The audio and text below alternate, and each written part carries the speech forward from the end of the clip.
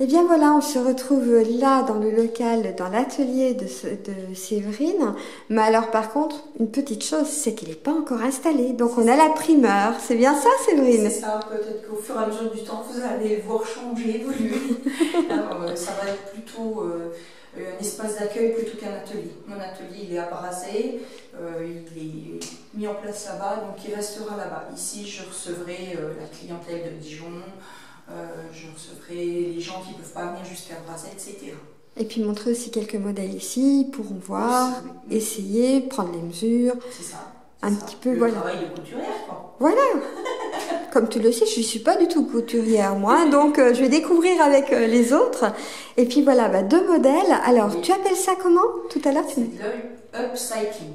C'est tout ce qui est recyclage. Je suis très adepte de ce genre de choses. Donc, par exemple, je fais des petites jupes avec des vieux pantalons. Donc là, j'ai récupéré des jeans. Et à savoir que tous les volants de la jupe là sont faits avec les jambes. Donc je taille au niveau du bas du corps et je récupère le bas de jambe pour en faire d'autres choses. Là, par contre, je me suis arrêtée là et j'ai voulu customiser avec du velours brodé. Donc j'aime bien ce genre de choses. Je travaille beaucoup les matières à recycler parce que j'aime bien faire un défilé concours à Nancy qui s'appelle le Jardin de Créateurs. Ça fait maintenant 4 ans que j'y vais. Et là, cette année, par exemple, j'avais récupéré les toiles de parapluie et j'en ai fait une tenue, un chemisier avec une petite jupe asymétrique, donc en toile de parapluie. Et puis l'avantage, c'est que la prochaine fois, on aura la primeur de voir ce que tu vas nous faire. Après le concours, pour que personne ne te vole l'idée, bien évidemment. C'est ça. Parce qu'on ne sait jamais. Il suffit que tu montres l'idée en vidéo et puis les gens vont faire exactement la même chose que toi. C'est pas bon. Donc après le concours... En fait, il y a toute une démarche. Il y a déjà un dossier à déposer au mois de mars. On est sélectionné, on le sait au mois de juin. Il nous envoie les mensurations de la fille qui va porter le modèle. Et après, on le réalise pour le dernier week-end de septembre.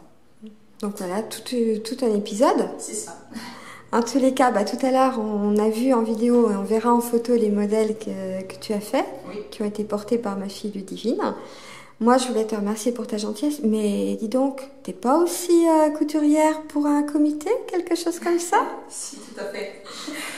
Je travaille avec les Miss Prestige. En fait, j'ai commencé à intégrer le milieu des Miss parce que j'ai la fille d'une de mes anciennes camarades de jeunesse qui a participé au Miss 15-17 Bourgogne. Et donc j'ai rencontré Alice Berger qui s'occupe de ce comité et qui s'est présentée à l'élection Miss Prestige l'année d'après. Et je lui ai fait une tenue un petit peu originale parce qu'elle voulait sortir du lot. Et donc j'ai rencontré Marie-Jo Bonneau qui s'occupe du comité Miss Prestige Franche-Comté-Bourgogne. Et du coup je suis devenue correspondante pour les Miss Prestige Bourgogne. Donc j'organise maintenant les élections et pour les Miss Prestige Bourgogne et pour les Mister France Bourgogne. Et bien voilà, dis donc, on va tout savoir. C'est ça.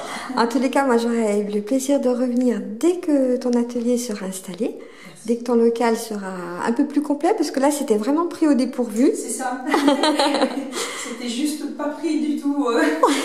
C'est arrivé comme ça. Voilà. Et puis moi je te remercie pour ton accueil et je te dis à très bientôt, c'est vrai. Ça marche, merci.